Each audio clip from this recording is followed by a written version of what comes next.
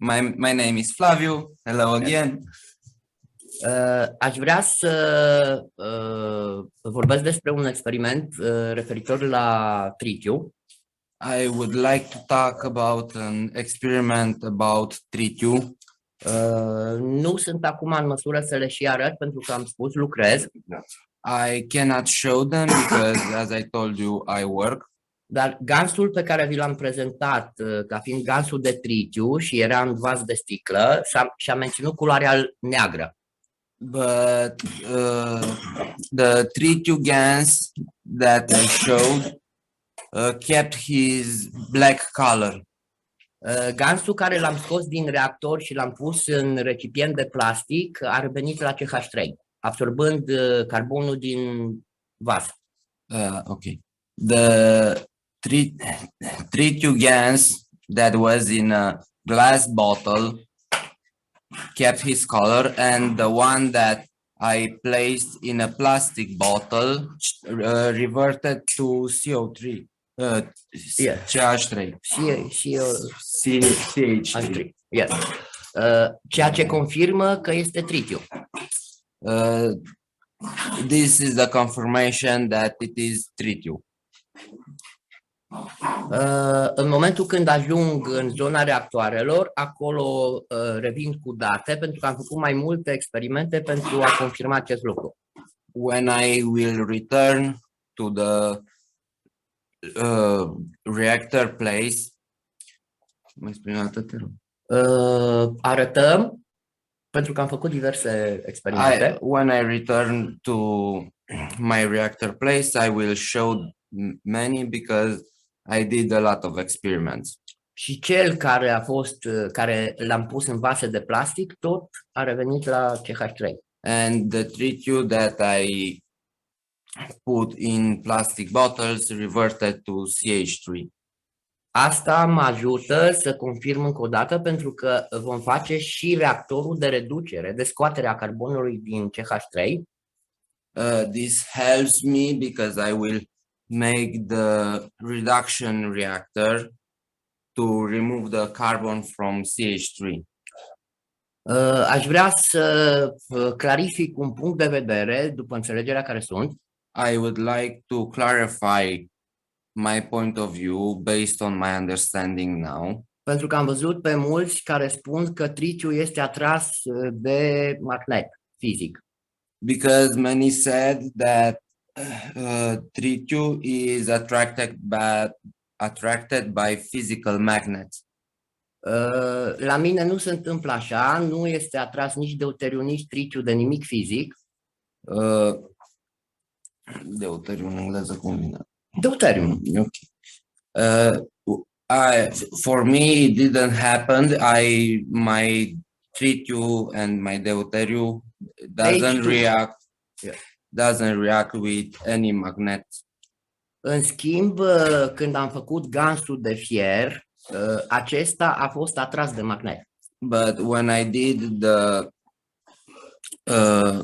gans from iron, this one was attracted by magnets. Din punctul meu de vedere, este firesc ca tritium și deuteriu în stadiu de gans să nu fie atras de nimic din fizicalitate. From my point of view, it's normal that tritium and deuterium don't be attracted by nothing in physicality. Este firesc pentru că lucrăm cu alte intensități ale plasmei care nu are interacțiune neapărat în fizicalitate, cu fizicalitatea. It's normal because we work with higher frequencies and they don't have anything to do with the physicality. Mulțumesc, asta vreau să... Thank you.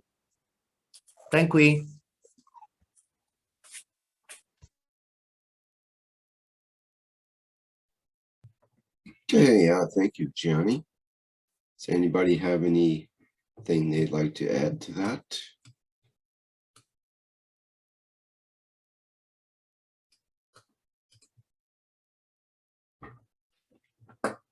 See, we have some new attendees here. try to bring you in or allow you to talk, whichever you prefer.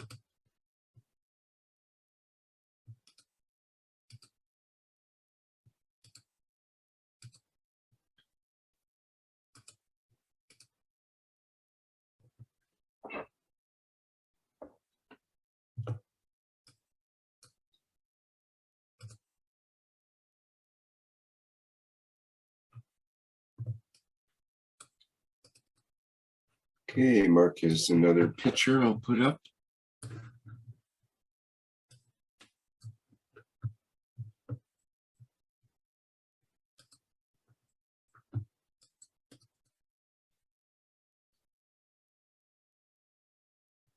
Yeah, you can see the second from the right is the reactor that we just showed with the fields. That was the first interaction. Overnight, it produced that much combination CO2 and ZNO. And now I'm waiting. We're on the, let's see, Saturday, Sunday, Monday, Tuesday. So we're about 3 days into it. And we're just waiting for the change to occur. The one on the right is CH3, which I made with a zinc plate and nano-coated, no, I mean the chicken mesh I used there and the copper-coated plate. That was maybe a few months ago. But we got a good amount of CH3 out of that run for plates, let's say. Took a little bit longer, but it did turn white, and then it turned that sort of orangey brownish color into CH3 all on its own. So I'm hoping with these coils it will, and if not, in a couple more days I'm going to take the copper coil out and nano coat it. If you look at the one to the left of the one with the two coils in it, this is again some of the CO2 I made from using those coils, but you can see the clear delineation between the zinc on the bottom and the CO2 just above it. It's separated. And I know we've seen this in some of Giani's work where you're making both in the same reactor and then he sort of takes some of it out as a CO2 and allows it to separate even further. That one on the far left is the Cup of Man #1, which we made years ago, but we still have it and we periodically use that water from it. So the one I'm working on now is again second from the right, and this is the CH3, which hoping to turn into tritium to use in the sun reactor. Of course, this is a plastic container. All the rest are glass, but the one with the coils in it is a plastic container. But we'll see. Again, it's just testing and accumulating a little bit more advance for this sort of interim period that we're going through. I don't know exactly what's coming, but the energy prices are increasing. And we may have to do more things for ourselves in the coming months. We don't know.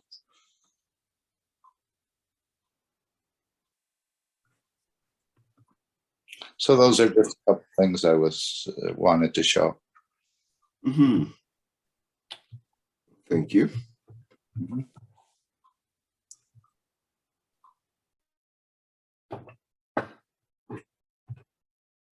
All right. Any other comments, questions? Thank you, Mark. Thank you, Mark. It's very beautiful, guys. Thank you. Yeah, thank you, Giani, for showing us your understanding and sharing it. It's really beautiful to have people open up more and more because there's so much knowledge in there. There's no reason for people to hide any of this knowledge. There's so much knowledge in the universe. You got a little speck of it, you know, and people, they don't want to share it. They think they have a secret or it belongs to them. But there's so much knowledge in the universe. I mean, the sharing is the way we get it dispersed. Did you follow that, Rick? Did I follow it? Yes. yeah, you know, the people, they have a little bit of knowledge, but yet they don't really want to share it because then the others will be equal to them or something. So, but there's so much knowledge to be shared in the universe, gosh, we have to break away. Not that I see many people doing that, but I guess there are certain ones in certain locations that don't want to share everything. Mr. Cash says we share everything. Well, usually we do. We share everything. But thank you, Giani. Very nice inspiration that you've given in your various classes. And I hope we can find some of those archives to continue the dispersal and sharing of that, of your understanding, as you said it. This is just your understanding of what Mr. Cash has shared with all of us.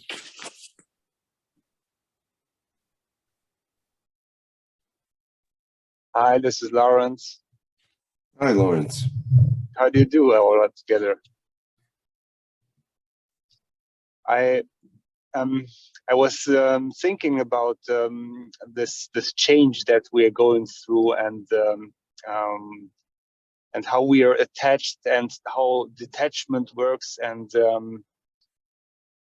what basically the fields are that led to creation. You know, Mr. Cash always says that there had to be some kind of space or something which the creator went into. But each time when there's a new universe created, those fields that are the source of that new creation must be extremely unique in terms of being not attached to those cosmic fields and other fields that are in their surroundings, which they came from. So basically, I was thinking about what the source of creation is and how it came to be as a child of fields that are the universe. So basically, my idea is, or the understanding that I wanted to share, is that those fields, the source of creation, are, or the source of the creator, are something odd and very unique, so that they didn't really fit into that universe or that mother that they stem from. And in some respect, we as human beings, or the beings on earth, not only the human beings, we are so much attached to the fields that are in our surroundings, because those are our mother, those are the source of creation, our local universe that nurtures us. And we have to go through the same process, or a similar process, that we need to create fields in ourselves. These are emotions. Mr. Cash explained us that we should be nourishing those emotions that will connect us to other fields in our universe, like fields that stem from different stars, etc., so that we can then connect with those stars and then link to those stars. But I think the main springboard that is the source of energy that creates this detachment is the same fields that are basically the fields of the creator, which these creational fields are the ones that create this spring-like effect, so that you can reach escape velocity. You understand what I mean? So I'm trying to bring the analogy of the initial seed of creation and the emotional changeover that's happening if we really want to, you know, emancipate and leave Earth in terms of our own spaceship. We need to be able to create the springboard that makes us move. So I think that's enough talk. Maybe you can link in. Yeah, it's a good point. And I recall in my own life in terms of leaving home, what we call home, when I was a teenager and going off to university and that kind of situation. And there was the home is where mother is, the mother factor, and as well as the father factor, but the mothering atmosphere is part of where home is. But in order to go out and be a creator oneself, to create one's own universe to live in, one has to separate from that mother universe, the mothering of being at home, having all the things a mother does to take care of you and have your food and so on and so forth, a clean house and all the things that the mother figure might do to create the environment for your evolution to that point. But you get to a point where it's time to leave the nest. And it's a big jump. It's a big jump for both the person, the entity that's leaving, as well as for the mother universe, because that mother universe, it's like you are part of that mother universe, and when you leave, it has a big effect on that mother universe. There's a sense of at least temporarily, a sense of loss or a sense of nostalgia for the status quo, the way things are, rather than the upheaval of changes and different energies that are taking place.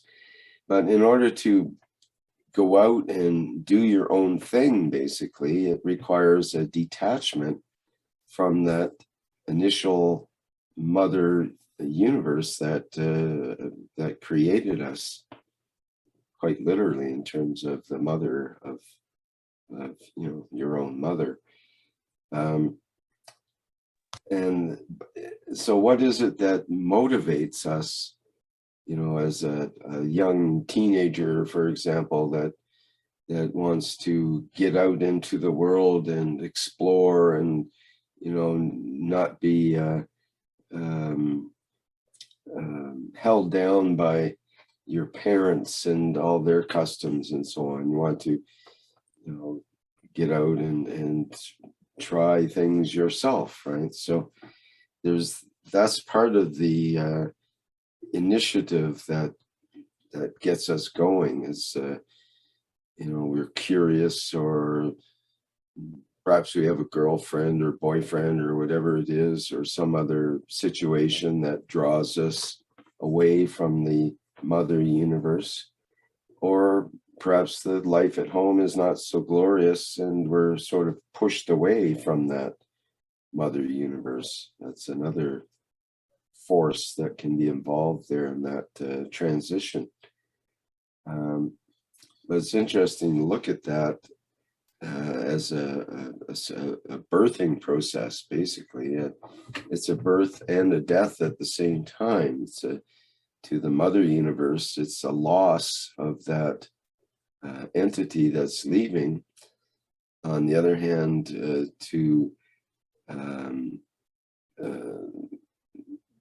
to some other entities that might be outside that mother universe, it could be a gain to whatever community that you happen to get attached to and get interested in as someone that's left the mother universe.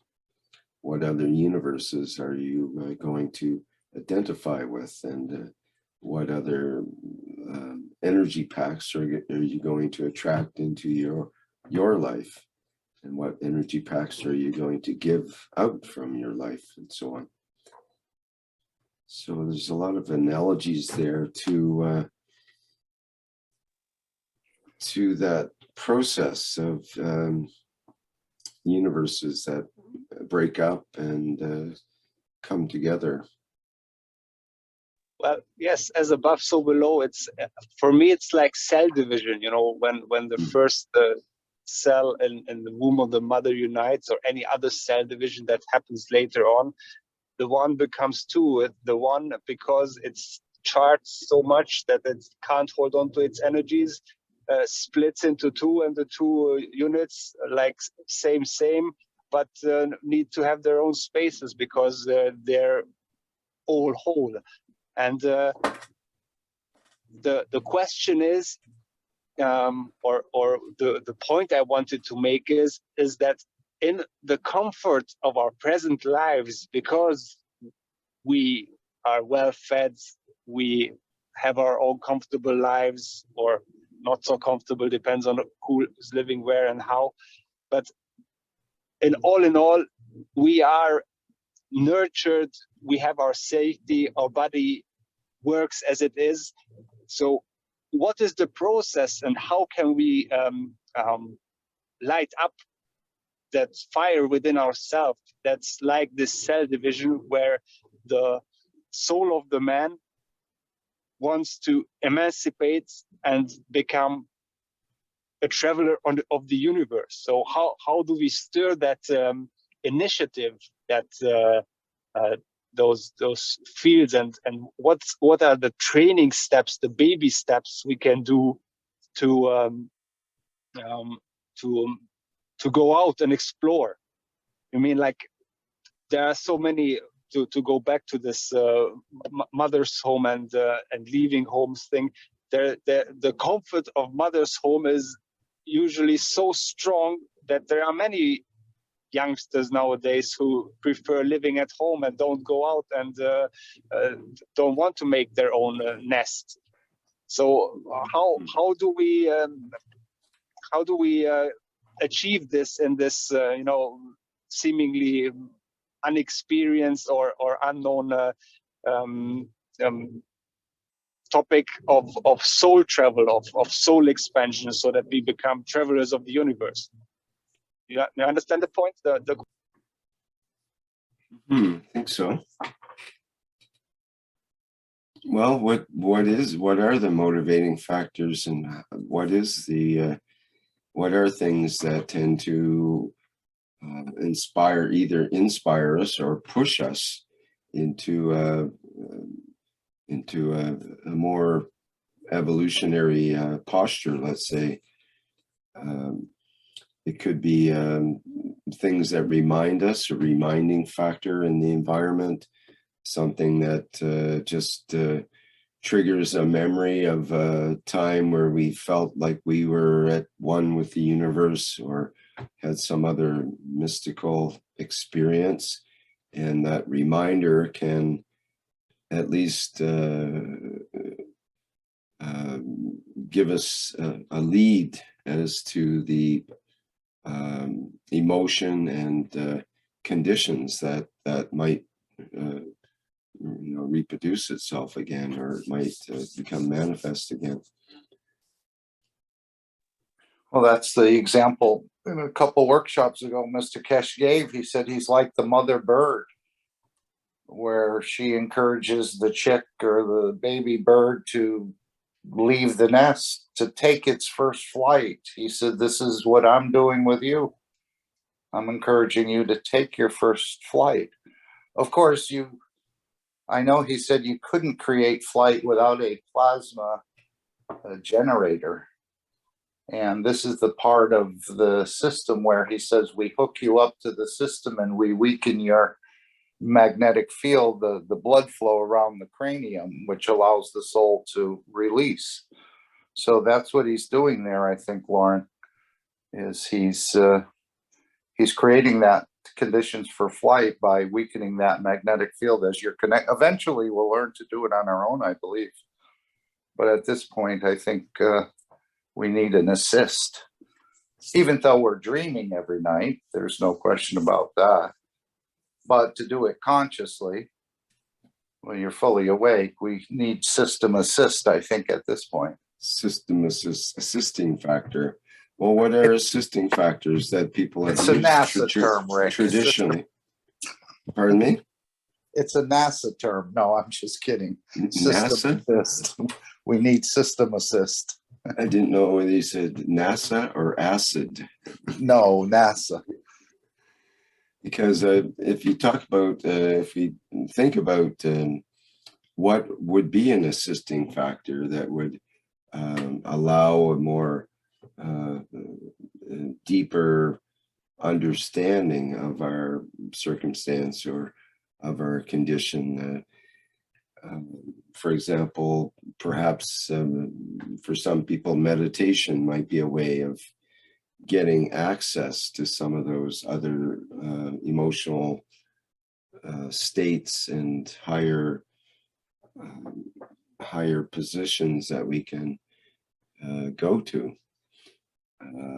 Other people, it might be, sitting on a mountaintop or some other practice that is establishes some sort of connection with the between the physicality and the soul. Well, in the new systems, I think he said we're not going to wait for the soul to expand or go through the chairs or anything. They're creating this bubble where you're just going to walk into it and you're in the fields of the universe, as I understand it. So he said, you're in that bubble already. So he said, we're not going to wait for the soul to expand. You're just going to step into the fields of the universe, or into this bubble, so to speak. Yeah, you were talking about this, that there are many people listening at once, and then they're basically balanced from their difficulties in different points. I think it's going to be the same. And in terms of circumstances, since you were mentioning NASA, we know that the Earth's magnetic field is weakening. Maybe that is something that's also connected to the blood flow, the cage around the human soul weakening, because most of probably since the Earth's atmosphere is the creator of the human body as the container of the soul, if the fields of the outer container, the Earth, are weakening, as we know, then probably the same goes with the fields of the container of the soul, the human body. So it's basically goes hand in hand. Just to be, semi-scientific or pseudo-scientific a bit, but bring up good talking points. And yes, I believe that we need that Kickstarter. I mean, that there's this the starter engine, which is the plasmatic unit that we're working with, or later on the satellites that are going to be evolved so that they give a good example of how to. But even then, you need to have that fire, the initiative inside, so that you can receive those fields. It's like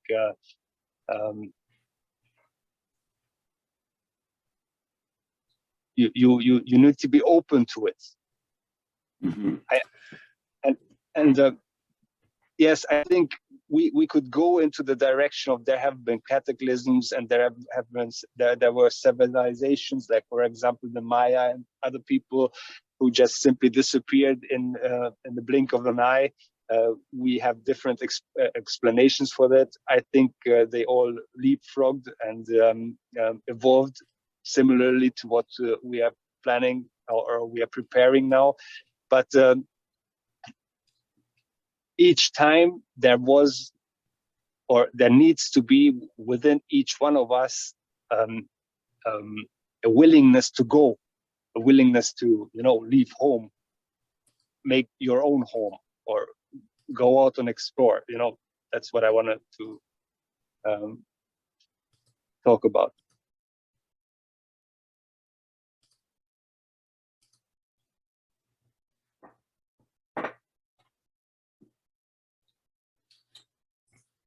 Okay, well,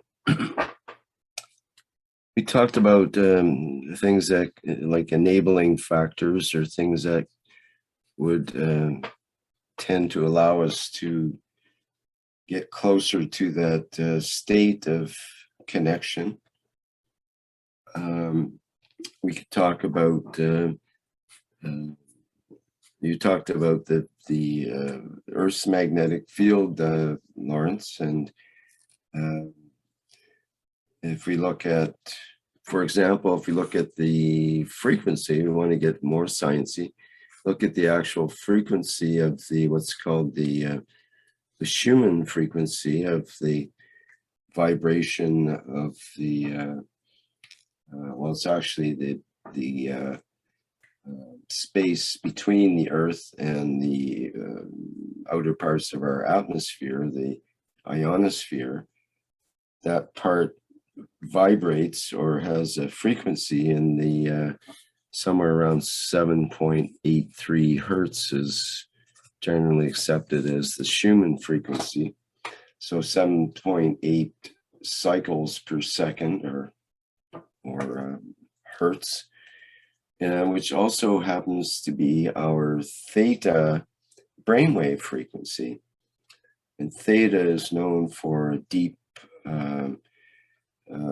subconscious access to the subconscious and to the psychic realms and the places where people go in deep meditation and that kind of thing.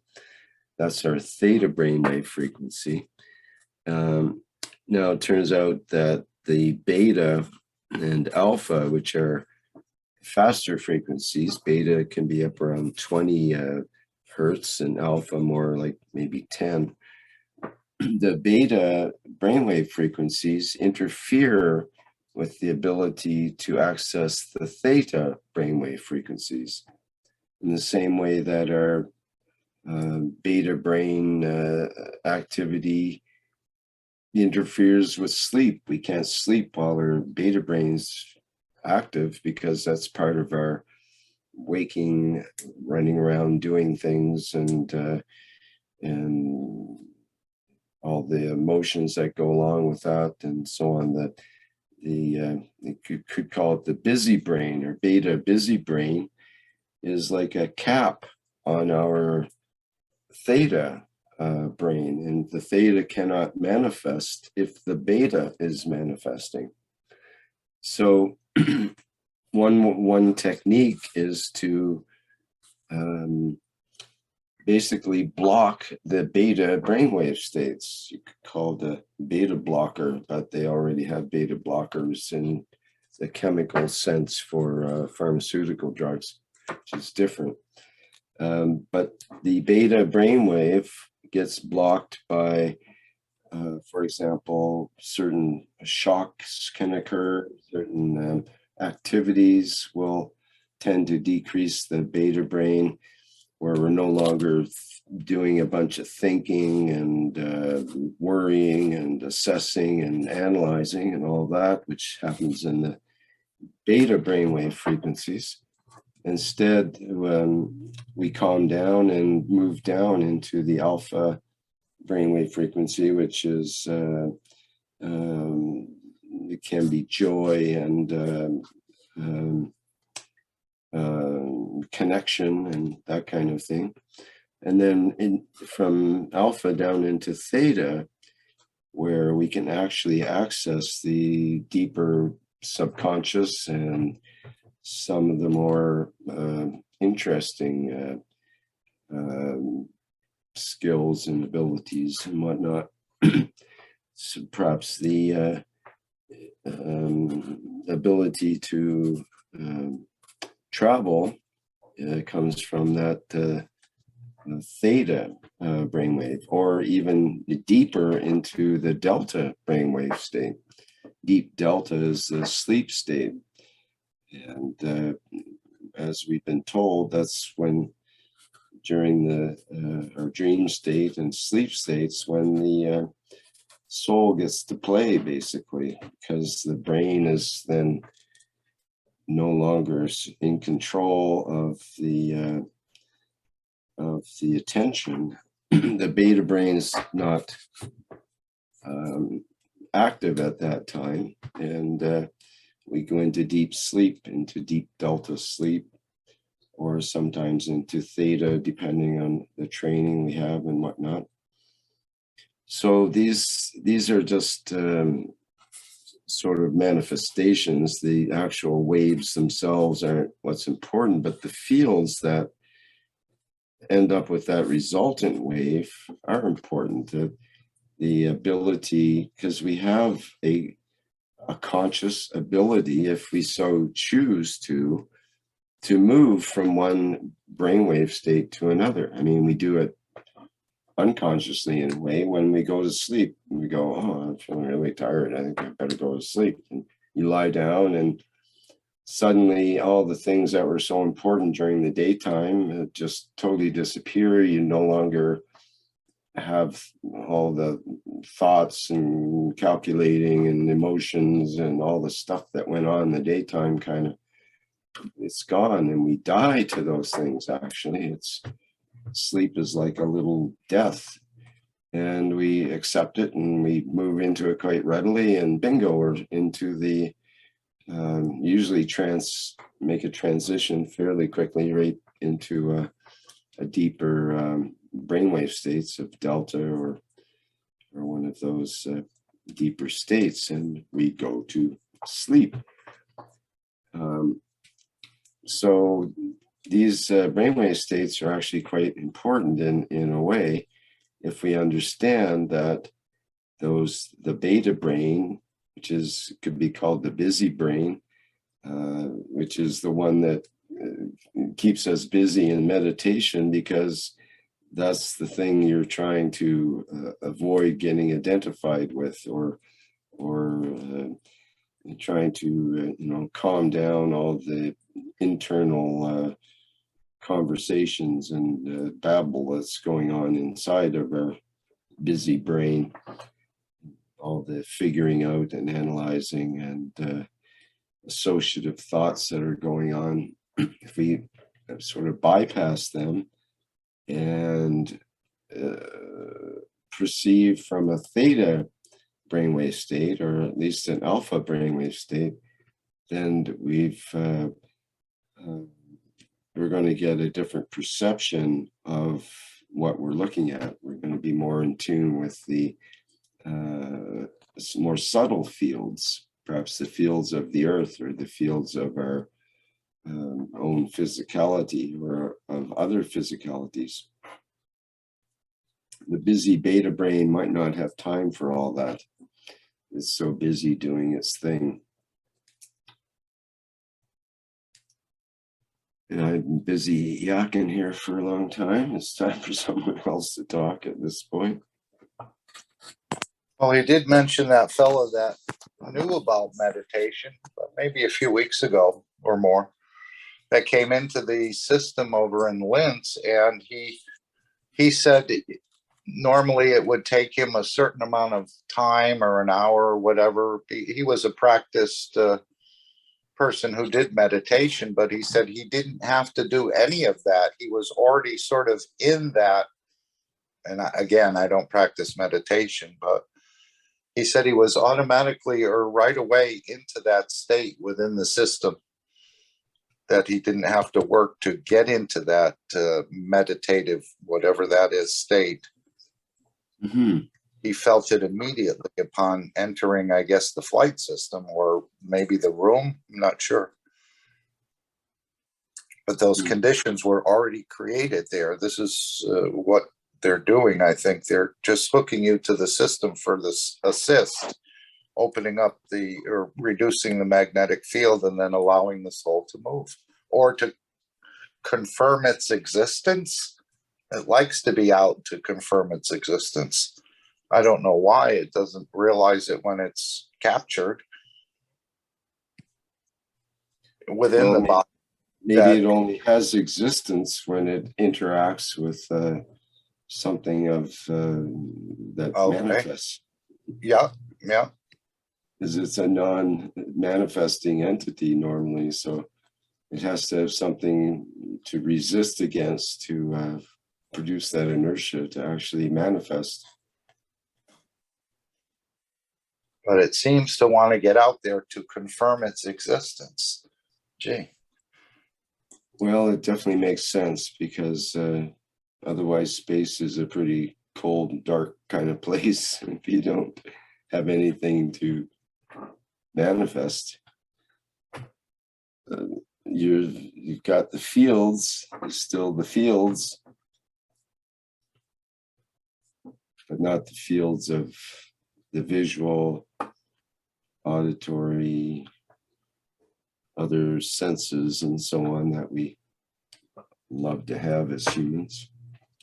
So once this bigger processing program starts, Rick, I don't think you'll ever say there's not enough testimonials, because this is what's, I think, is going to overwhelm the whole structure with the people. You'll feel it, you'll sense it, the truth in there, you know, especially as another knowledge seeker had said about if you've known someone in a wheelchair for 10 years, or, you know, you've interacted with them, or it could have been your friend's husband, your good friend, and then all of a sudden he's walking around. It's going to touch a lot of people, the doctors, the nurses, the relatives, the neighbors, and then multiply that by 100,000, 200,000 people at a time being processed. Wow. You'll really move this technology into the forefront, I think, that way. And of course, in China, if the seeds are, the reversal of the modification is done, it'll be a phenomenal, beautiful project or help for the farmers themselves, because this is another input that they won't have to buy before the season starts. That's a real relief for farmers, not having to buy the seed.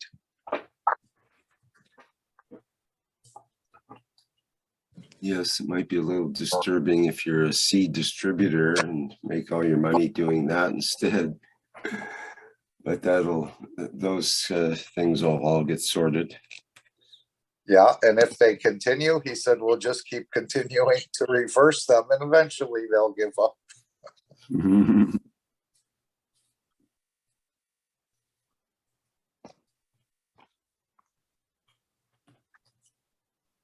So a lot of things happening on a lot of fronts. If you haven't heard anything about this international broadcast, Rick, that you could share?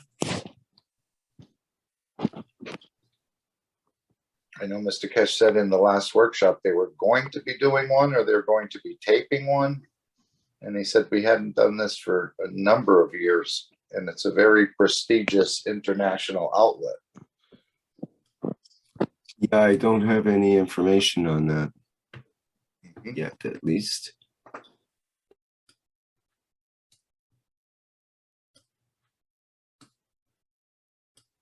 Well, Giani sent some pictures. Let's have a look at what he has here. Some crystals growing.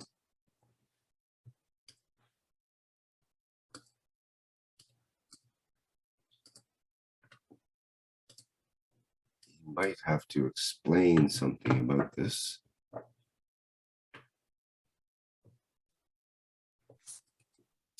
Hi, Rick. Hi, Giani. Cristale sunt dintr-o mină din România. The crystals are from mine from Romania Care am vizitat-o duminică. that I visited last Sunday. Este singura din Europa la care ai acces fără echipament. Is the only one in Europe that you can access without equipment. Dar ceea ce vreau să arăt, în afară de familiile magnifice de cristale, But what I want to show, apart from the beautiful families of crystals, dar să spun cum a fost descoperită. but let me tell you how it was discovered. Se săpa o galerie pentru extragerea minereului numit bauxită. They were digging a tunnel to extract bauxită, din care se extrage alumina from which is extracted alumină sau aluminiu? Alumina, Alumină, din care se extrage aluminiul. Ok. from which aluminium is extracted. Ce vroiam să arăt în aceste foto, Rick, este faptul că există plante verzi în mină pe cristale. What I wanted to show was that green plants exist in the mine. Nu au nicio legătură cu fotosinteza pentru că este întuneric în mină. They don't use photosynthesis because in the mine is dark. Am trimis și un link unde se văd cristalele de pe cânepă. I send a link where you can see the crystals from cannabis, Unde imaginea este cumva inversă. where the image is somewhat reversed. Deasupra verdelui apare o pădure de cristale. Above the plant, the crystals are showing. Rășina, de fapt, care ea apare pe toate plantele și am putut să văd asta la microscop. The resin that appears on every plant, and I was able to see that at the microscope. Acestea sunt niște cristale superbe, verticale, Those are beautiful vertical crystals, și intensitatea din câmpurilor din mină este extraordinară. and the field intensity from the mind is extraordinary. Ceea ce mi s-a părut extrem de interesant a fost faptul că în peștere se reglează temperatura în funcție... What I was impressed by was the temperature inside the mine is regulated în funcție de necesitatea celor care intrau. by the needs of those who enter. Am intrat în prima fază cu un grup de persoane mai în vârstă. First time I entered with older people, Și în peșteră, temperatura dintr-o dată a ajuns undeva la 23-25 de grade. and in the mine the temperature was about 23-25 Celsius. Când am fost cu echipa, cu Horațiu, Adriana, Geta, Ștefan, When I was with the team, Horațiu, Adriana, Geta, Ștefan, temperatura în peșteră a scăzut, the temperature in the mine dropped, dar s-a întâmplat instant. but it happened in an instant. Și cumva am realizat că sufletele cristalelor comunică cu cei care intră acolo, chiar dacă suntem conștienți sau nu. And somehow I realized that the crystal souls communicate with the visitators. Urmează să mai facem o vizită și mai în profunditate. Another visit is scheduled to go deeper, unde o să venim cu imagini magnifice despre aceste suflete magnifice. from which we are going to come with other beautiful images about those souls. Noi am primit o familie de cristale cu vreo 12 ani în urmă. We received a family of crystals about 12 years ago, Și le-am alimentat cu gans de CO2 și ZNO plus aminoacid. and I feed them CO2 and ZNO gas plus amino acid, Și au crescut. and they grew. Aici în peșteră ni s-a spus că aceste cristale cresc In this cave, we were told that those crystals are growing 1 centimetru la 15 ani. 1 centimeter for every 15 years. La fel, am primit în dar câteva cristale de aici, micuțe. The same we received as a gift a few small crystals. dar nu care au fost smulse din familie, but they were not taken from the family, ci pur și simplu au fost dăruite, au căzut ca să le putem lua. they were a gift. They simply dropped so we can be able to pick them up and say thank you. Așteptam așa ceva de mult pentru că le voi folosi ca vârfuri pentru lumină incidentă. I was waiting for this for some time because I'm going to use them as lights, Care, bineînțeles, o vom folosi în microscop to which of course I will use the microscope pentru a intra în dimensiunea celulei to enter to the cellular dimension și dincolo de ea. and beyond it. Thank you. Thank we.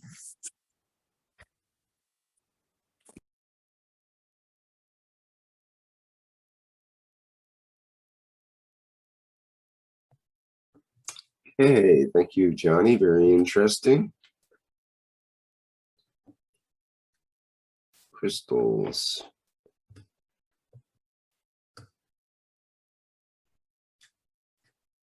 Okay, any comments or questions on that?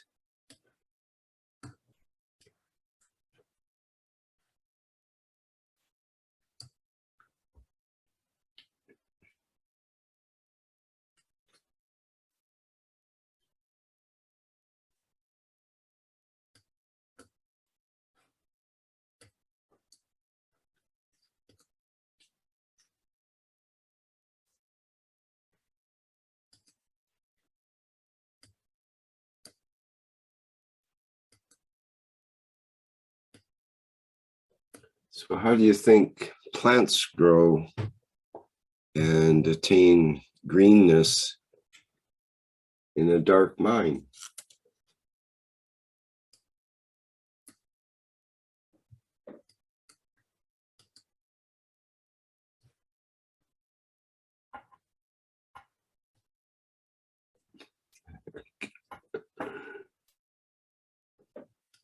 Here's an interesting picture.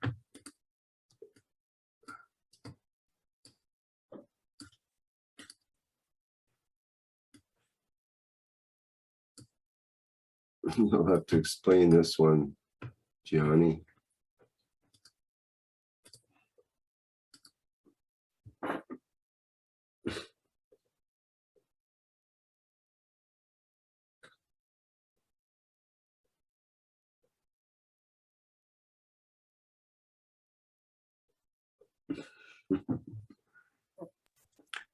Aici am făcut o fotografie, este un șablon. Here I made a photo. It's șablon, am un lapsus. I don't know the word. What, Photoshop? Photoshop. Photoshop. Yes? Nu cu Photoshop-ul. Este un... It's a cardboard drawing with a hole in the middle. Eu doar Oh, I see. You were behind the picture. Yes, yes. Animalul este un liliac. The pet, it's a bat. Și am întâlnit, sunt în peșteră o mulțime pentru că le place foarte mult mediul generat de cristale.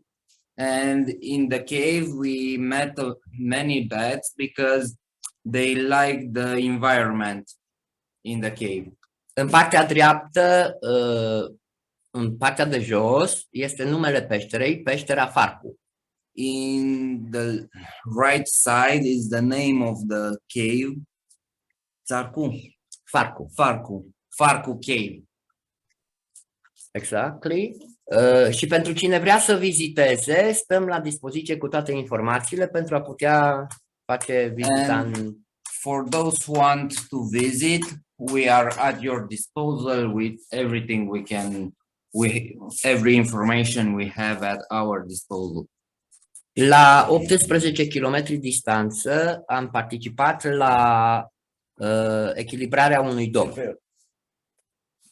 At about 20 kilometers away, we participated at the creation of another dome.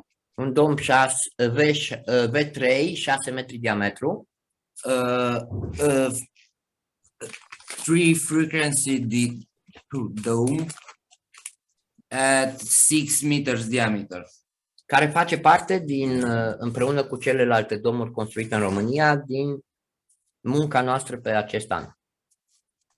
which is part of our work in Romania with the domes for this year. Pentru testimonialele de luna aceasta pregătim mai în detaliu toată activitatea pe care am făcut-o acest an cu dăruirea plasmei. For the next testimonial, we will prepare materials with everything that we did this year. Un an magnific, plin de experiențe, A beautiful year full of experiences și mai ales mulți oameni care deja au preluat și au preluat și aplică tehnologia plasmatică, tehnologia cache, especially a lot of people that received and started to practice the cache technology în toate aspectele vieții. in every aspect of their life. Thank you. Thank we. În ultima imagine trimisă Rick este și un liliac. In the last photo that I sent, there is a bat. Thank you. Thank we.